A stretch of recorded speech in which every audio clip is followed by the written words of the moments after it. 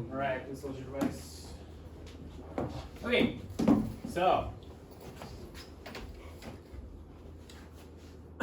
there's a lecture video for the previous class. Go online to watch it. It's on Google Classroom, okay? If you were not in my class yesterday, that's where you can find it. We're gonna do the next one, okay? Any questions? Good? I have a Good. question. Yes, you have a question. So, how's the unfinished PPT going? It's done. You can watch it online. Oh. Okay? Alright, so you guys are writing a personal narrative currently, yes? Alright, what is a personal narrative? Anybody? You guys don't know what a personal narrative is? You guys are writing one. That's like Not personality. Yes, thank you. Story of oneself. Good. Now, I want to ask you guys a question. What's a story that you guys have told your friends recently? Maybe what you did over the weekend? Did you guys talk about that? What you guys did over the weekend? Does anyone have an interesting story over the weekend? Yeah? What's your story? Let's hear it. What's your story? My story. Yep. A story about me or a story that I heard. Of the weekend. What'd you do? I studied. That's it? Yeah. That's it? You said to your friends, I studied. Where did you study? What did you study? None of that? I stayed at study cafe. Okay, what kind of cafe? What's the name? It's called Yeolgong Study Cafe. Okay. And what's it look like? It looks like. It looks like cafe. Yeah, it looks like study cafe. Okay, what's it look like? Describe it for me. There's like lots of separate desks and chairs. It's very quiet. Okay, so it's quiet. What did the chairs look like? Chairs are black. Okay, what kind of black? Is it cloth? Is it leather? What is it? I'm not sure. I'm not sure if it's cloth or leather. Yeah. I don't really. What kind of chair are you sitting on now? plastic. So you know the difference between materials, yes? Yeah. So what kind of material was it? Was it made of cotton? Was it polyester? Iron. Was it leather? Was it pleather? I think it was leather. Okay, so leather chairs. Is it heavily padded or is it not very padded? Not bad. Not padded. Okay, was it comfortable? Yeah. Okay. What sort of services or amenities did they have there? Services. Yeah, do they have like a coffee machine? Oh, Do they yeah, have they like do. snacks? Yeah, they do have coffee machines and they have like a rest area that has coffee machines and like can borrow charger and some snacks. Okay. What did the study cafe smell like? Did it smell like desperation and unfulfilled dreams? What did it smell like? Probably didn't smell like a PC bomb, right? No. What did it smell like? Like, Like what? Old books, like a library? yeah, it smells like just like a cool room. What does it smell like? Describe it for me. It smells like book. Yeah, books. What's a book smell like? I'm not sure. Not sure. Yeah. Okay. I'm not sure you really. So what were you studying? I did school homeworks and or other. So don't generalize it for me. Tell me exactly what you studied. Oh, What okay. subject? I did Chinese homework, Okay. What were you studying in Chinese homework? copying down vocabularies and sentences Okay. in my notebook. Which vocabulary words do you remember that you studied? There was like. So I keep hearing a lot of noises that are being made, and I'm about to kick you guys out of the room. So you guys make the decision. Do you guys want to pay attention to class or get kicked out? Up to you guys. Okay, can you continue, please? Yeah, I remember writing like Chinese character and the pronunciation of swimming, I think, Okay. and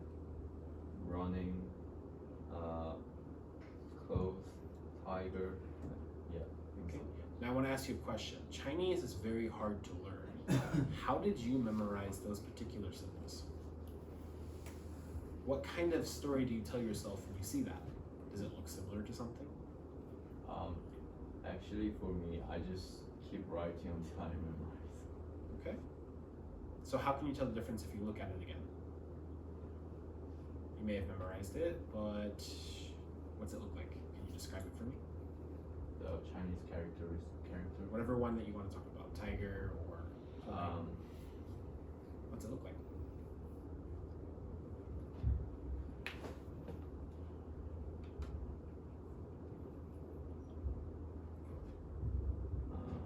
I'm not really sure how to describe this. Okay. All right. Well, let's move on. So I asked you a lot of redundant questions. Do you feel like I did? Huh? Do you feel like I asked you a lot of redundant questions about your story? Like, you asked a lot of questions. Like not useful questions. Do you feel like I asked you not useful questions? Maybe. Okay, let me ask you a question. I've never been to a study cafe. So how do I know what study cafe means when you say I went to a study cafe? Do I imagine a Starbucks? Do I imagine something like a PC bong with a bunch of computers?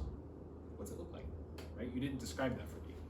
You made the assumption that I know what a study cafe looks like when you told me the story. Yeah. Do you understand? Yeah. So, everybody's already understands everybody's life is different, right? There's no really the same life that everybody lives. So not everything everybody understands, right? Just like you guys have probably never been in a boardroom, I have. Does that make sense? So, when we talk about stories, when we talk about things that we want to talk about our past or memories, you have to describe it as if you were there right now, right? The smell of the air, you know, what does it look like? Feel the texture of the seat, right? Is it warm? Is it cold? What do you feel? What are you thinking, right? When you went to the study cafe, was it before or after you ate food? Oh, it's after I had dinner at home. Okay, what did you have for dinner?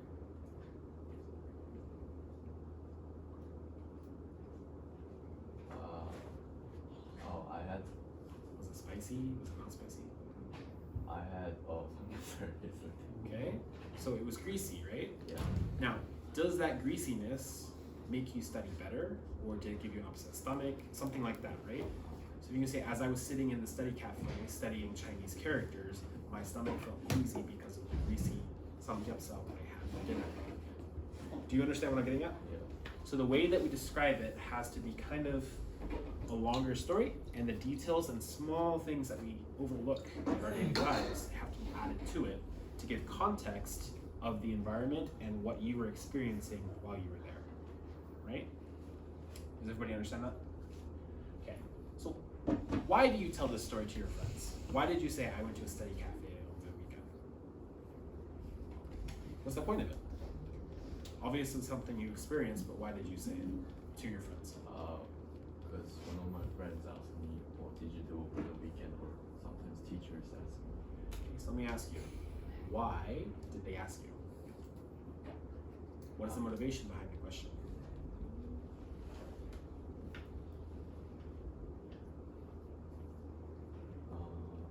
Just wondering. Do you think people ask questions for just wondering? Or do you think there's a motivation behind it? I'm not sure. Not sure. What do you think, Carlos? Do you think there's a motivation behind the question?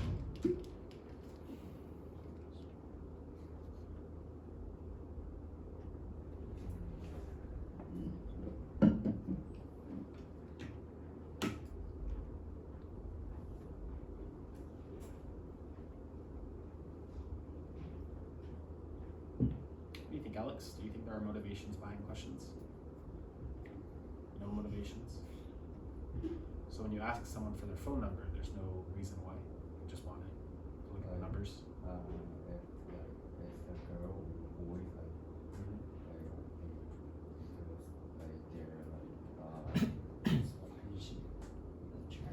attracted. Okay. What about a guy friend? Do you ask for their number because they're attractive? To be kind of friends. right? So the meaning or the reasoning is different, right? So there's always a motivation behind a question. It's just whether or not you guys are realizing it, right? Right. So what details do you share about the story, right? Do you give all the gritty details about the story? Do you go way in depth of the background and the setting and the scene of what you experienced? No. Do you talk about how the sun reflected off your skin and you felt your skin was burning, like tanning? No, why don't you guys go into that much details when you tell your friends about the story? That's boring. Is it? Yeah. Is it? It can be. If they're a bad storyteller, it is. But for the most part, when you tell someone a story, right, it's about timing. How much time do you have to tell the story? Right? For the most part, it's usually in passing. You say, hey, what'd you do over the weekend? Oh, I went to a study cafe. Conversation ended. But if you were talking to someone over a long period of time, right, and you're sitting down at a cafe drinking some coffee with them, then do you think that kind of conversation is intuitive to a good relationship?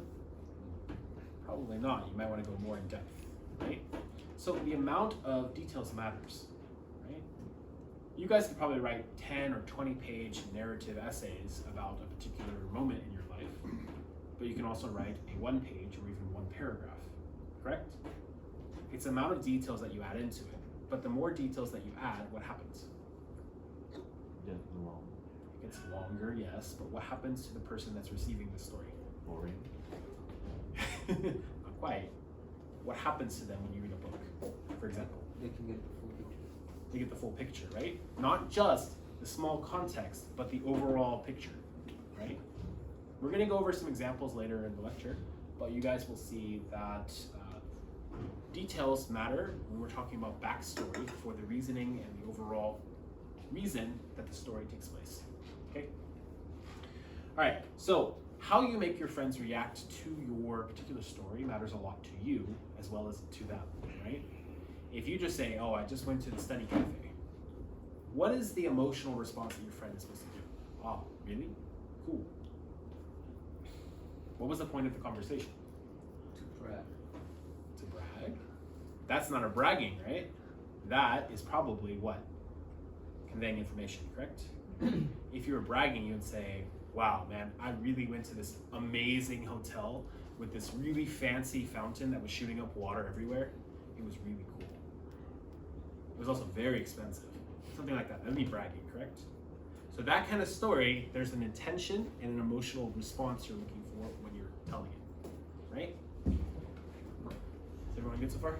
Sorry to bother you again. Can I see Alexis for a minute though? Yes. Okay, so everyday storytelling is the foundation of narrative writing, okay? Overall, every story that you'll tell in your life has some basis in reality, okay? Even small moments that only last 5 minutes could be an interaction with the barista at your favorite coffee shop. It could be the interaction between the cashier at your favorite Noreban or PC Ban. Maybe it might be someone you see on the bus every single day. There's a story that goes on in your head every time you see that person, right? These are how stories are made. This is how movies are made, right?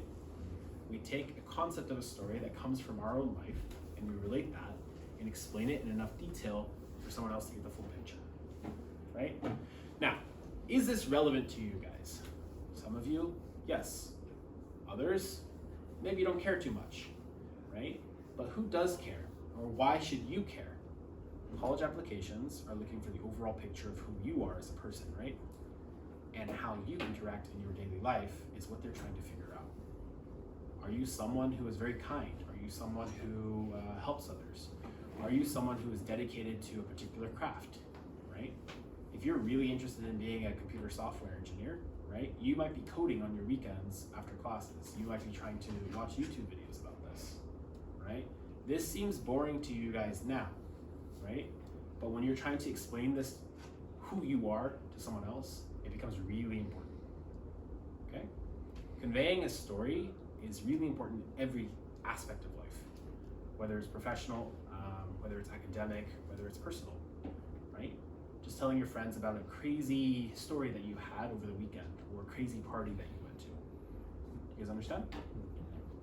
Because if you can't tell a story effectively, you tend to be associated with someone who is very boring, right? It means you don't do much, or you don't explain it well enough. Okay? All right. So, what is a personal narrative? It's something that is written in the first person. It's based on real life experience, has a clear beginning, middle, and end. It doesn't play around with different plot structures. It uses a linear plot structure. Okay? And it focuses on a specific moment that reveals something important, whether that's about yourself or a lesson that you learned. Okay, so I don't know why it's being weird. All right, so not my summer vacation, but the day I got lost on the subway. Right? Which one is more interesting to learn about? Your summer vacation or the day that you got lost on the subway? Yes. Now, what could the story become when you are lost on the subway? What do you end up seeing?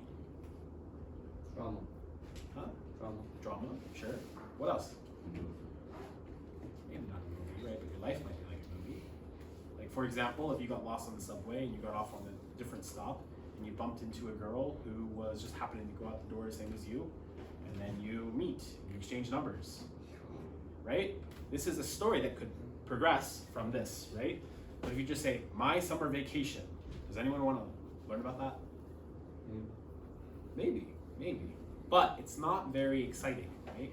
There's not much tension or drama in it. Okay, so why write personal narratives? Okay, it's to share experiences in a meaningful way, right? We want to share our story or our experiences with others, right? Humans are social creatures, right? Even if it's just a mundane thing like hanging out with your friends or doing something crazy on the weekend, maybe you met this person, maybe you met a celebrity, right? All of these are experiences that we have, right? And you want to share these with your friends because why? Why do you think, Jace? Why do you want to share these experiences with your friends? You like them. Your experiences or your friends? Both. Okay, what about you, Andy? Why do you share experiences with your friends?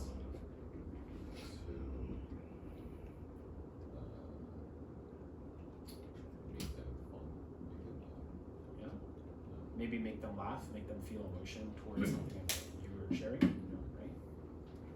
Okay. Maybe it's to reflect on personal growth or change, right?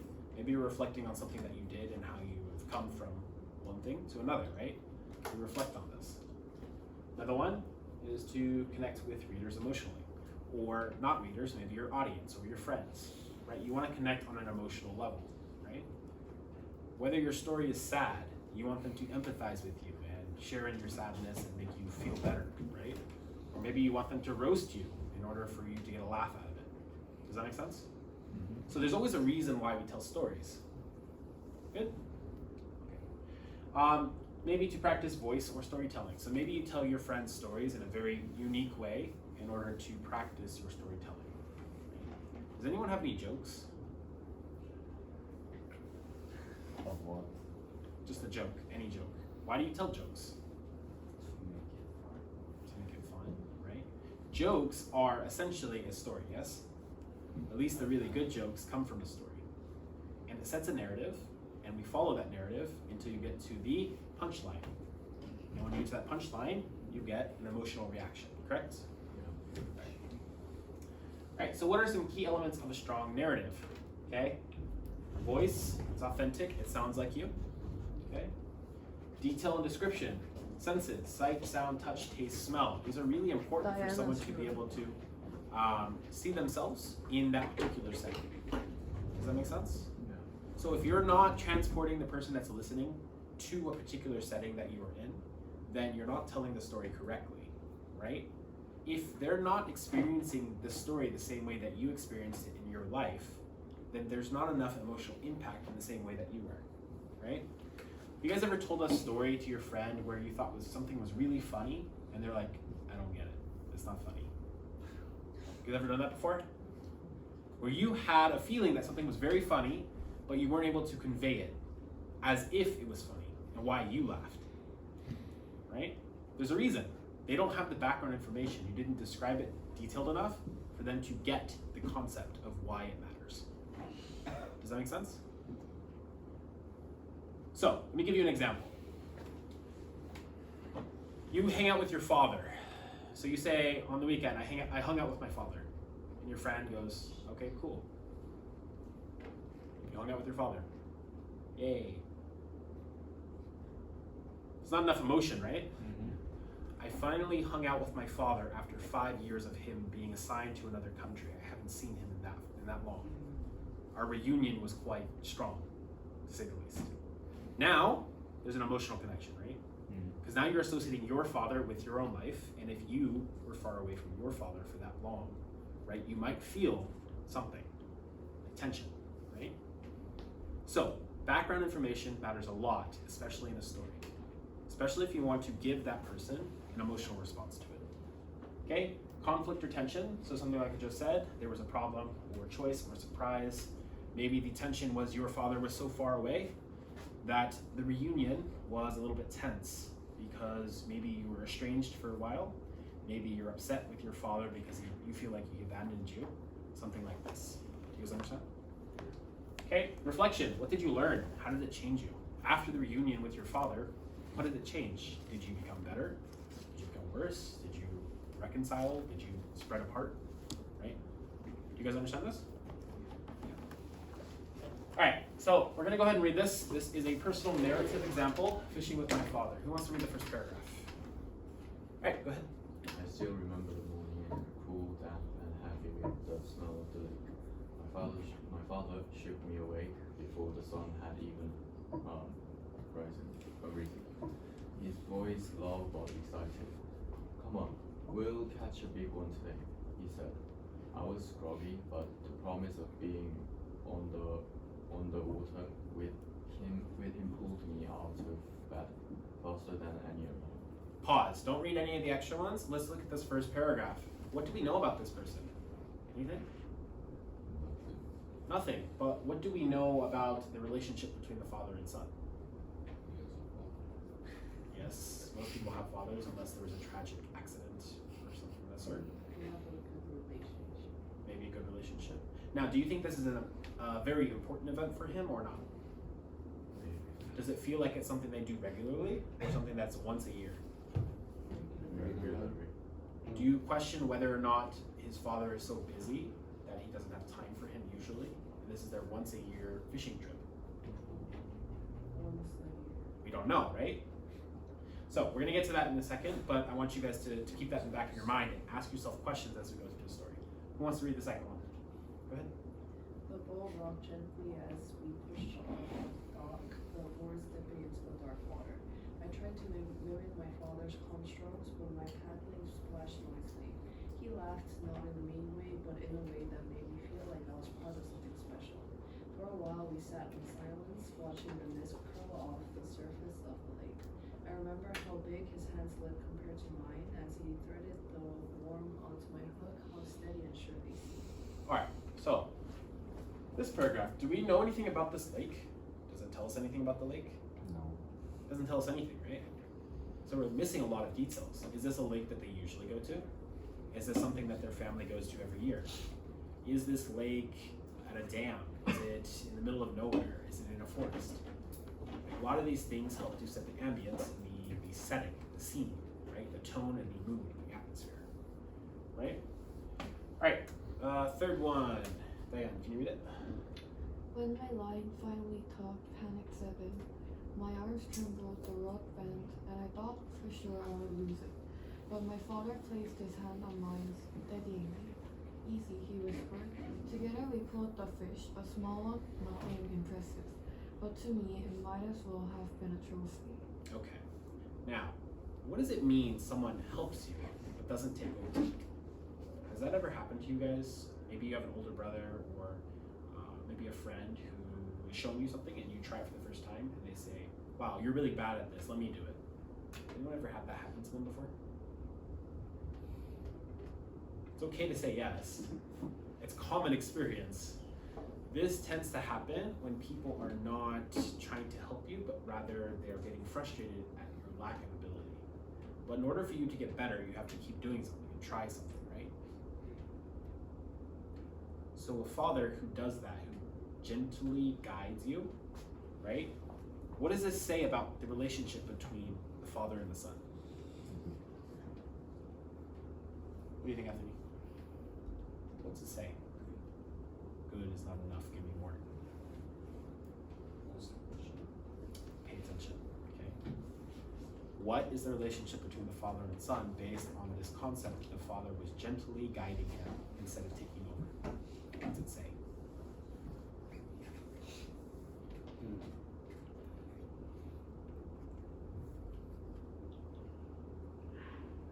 Father, Son. Used to We're used to it. Okay. What do you think? I think that the father is like an actual like father because he's willing to like teach his son some like lessons from it and not by like just him doing it. He wants his son to actually learn Yeah. an actual father-son relationship. Good. Yeah. What does this kind of scene teach you?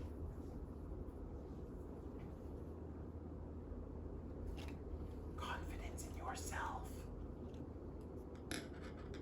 Right? He didn't take over.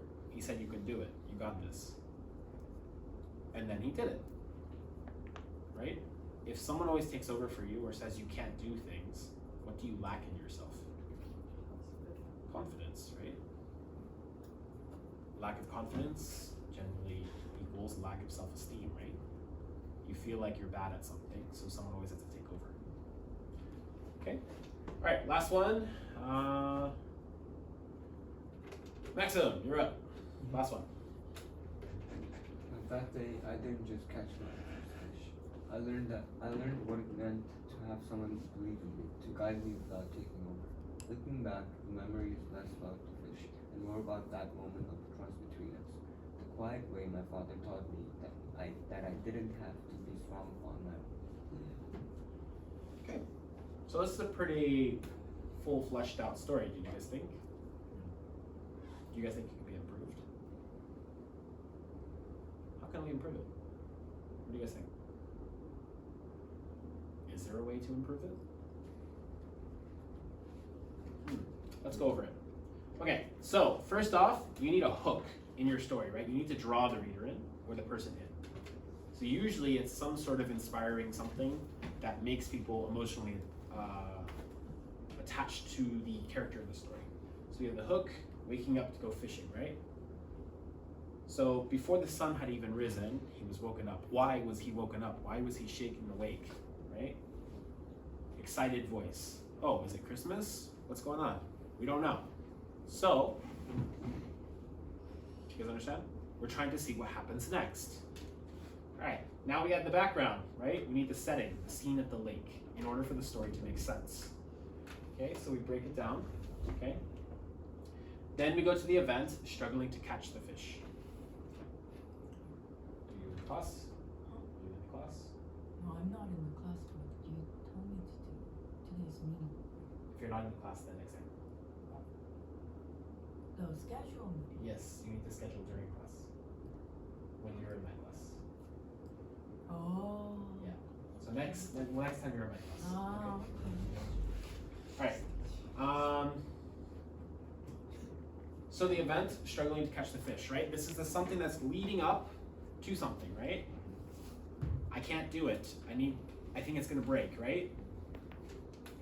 So then we get to the climax, which is the moment of tension of the line pulling, right? And then the father steps in to help, right? Okay, and then we need to reflect. The realization about the trust in the father-son bond, right? You guys understand? So the different parts of the story are broken down like this. All right, so go ahead and pull out a piece of paper. Wow. All right. I want you guys to pick something that you did over the weekend. It could be anything. Sitting at a study cafe, you could be staring at the wall watching the paint dry. I don't care. Pick something that you did over the weekend. And yes, you guys did something over the weekend because you exist, meaning that you did something. You didn't fade out of reality for 2 days, did you? Alright, cool. So you guys are going to describe the setting of whatever event that you were doing. So if you were playing a computer game at home, right? Where was it? When did it take place? Use your 5 senses to describe it. You only need to describe the setting, okay? Don't talk about what you thought or what you did. Just describe, as if it's a picture, what was around you, okay? Do we need to submit the paper or? Just do it. Okay, so we are just. Just do it, okay? Question? Just write it. Yes. Like what we're Doing this. this. Ask your classmate. Ask your classmate. Alright, so here's an example. Write the prompt, describe the lake in the early morning before the sun rises. This is the example from the story, right? The example, the water was dark and still, a thin mist curling off its surface. The air smelled of damp earth and pine trees, and the only sound was the soft splash of oars dipping into the water. Yes? So for example, if I say the event is like me studying, Yeah. right? The setting will be like The study what I cafe. prepare to go there. The study cafe. Um, That is the setting, right? So you described everything that you saw, or witnessed, heard, smelled, everything in the cafe. Okay, everybody good on the first step? yeah. Yeah. I'm gonna quickly go over the next steps, but you do not need to do them all at once. Start with the first one, then go to the second, third, fourth, fifth, okay? Second one is describe the characters. Do appearance, actions, gestures, right? What did they look like? What was their personality like? If you went to a coffee shop, what was the personality of the barista? Did they look angry? Were they happy, right? Did they greet you when you walked in? What was the overall impression that you got from the person, right? Don't just talk about what they look like. Talk about what you think that they were feeling, right? Were they happy and bubbly? Was it a fake happy, like most people do for customer service type of personality? Something like that, right? In this case, or describe your father as he prepared the fishing gear, right? We're describing not only what he looks like, but what his personality might be based on his hands. His hands are rough and steady. Someone's hands that are rough, what does that mean? Calloused. Callous indicates what? Hard work. They don't what, Andy? No. Calloused is different than dry. Calloused is something that you form on your hands if you lift weights a lot, right? Your hands get rough from the weights. Maybe you work in construction and you're always using tools, right? Or you're someone who uses their hands a lot, right? And if you use your hands a lot, it means that you're very handy or you're very hardworking, right? Does that make sense? For example, a boxer, right? If they're always boxing, what do they form on their knuckles? Calluses, right? What's the difference between those and blisters? Blisters form calluses, Uh-huh. okay? It's the dry skin that's after blister, Uh-huh. okay? All right. Step 3, I want you guys to describe the mood and the atmosphere. What was the emotional tone of the moment? Were you excited? Were you happy? Were you sad? Were you hungry? Were you tired? Right? This matters a lot. You were saying that you were studying in a study cafe. Were you tired? Were you happy? Were you sad? Were you upset? Were you angry that your teachers gave you so much homework? Right? So the emotional impact matters a lot too. Okay? So, was it peaceful, tense, exciting, nostalgic? Right? Have you guys ever gone to somewhere that you have nostalgic memories with? Right?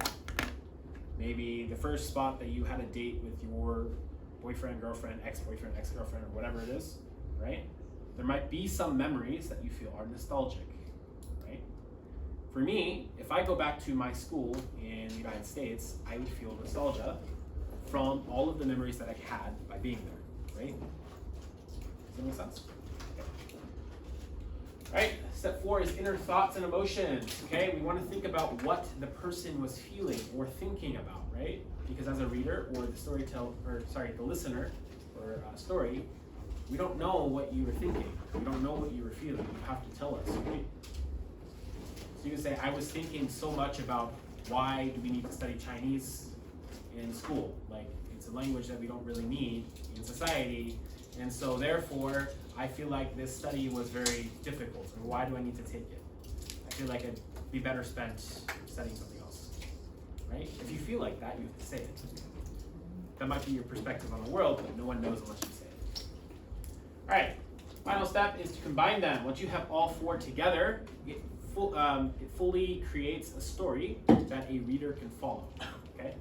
But in order to make it better, we need to do a revision step. So that is adding additional details and backstory, right? Why was the father so excited to go fishing with his son? Why? Was it just a family bonding moment? Was he so busy with work that he barely sees his son? And this is the one time that he had a day off that he could go somewhere with his son, right? Does he work too much, right? It isn't explicitly stated in the story. Yes, so that's the point. We want to add that. Uh, So the other one is a bare bones story, but we add the additional details of backstory. It makes it longer. So you go from a 1 page to a 3 page. Okay? So what was your father's life like? Does his job mean that he has little time for it? Why was the fishing trip happening now, right? Was it a promise? Did the father promise his son to go on a fishing trip 3 months ago? He said, when I have time, when I can get a day off, I will hang out with you and we'll go fishing, right? Was it a rare chance together? Did the father all of a sudden have his business trip canceled or something like that? And so he wasn't able to go to do that, and so he had time to spend with his child, right? What's the relationship with his father at the moment? Was it close, distant, hopeful, right? These are really important. Okay, what else was around you? Is this important to you? Like the setting? Does it have emotional connection to you? So we can add all of these details of backstory to it to help build up the world of your mind to the reader or the listener. Okay? So, for example, it wasn't just any lake, it was the one my father had been telling me about for months, right? A place that we've been talking about for months, and we finally get to go, right? That adds some depth to the story. Okay, any questions? So is this homework or what? I want you to start it. Now? Yes, Is this PPT on the classroom? this video will be on the classroom. What about the PPT? Do you need the PPT? You're gonna be watching the video. So the video is recorded in here? Yes. Can I read the PPT? Yes. each step, do we have to write in like full sentences?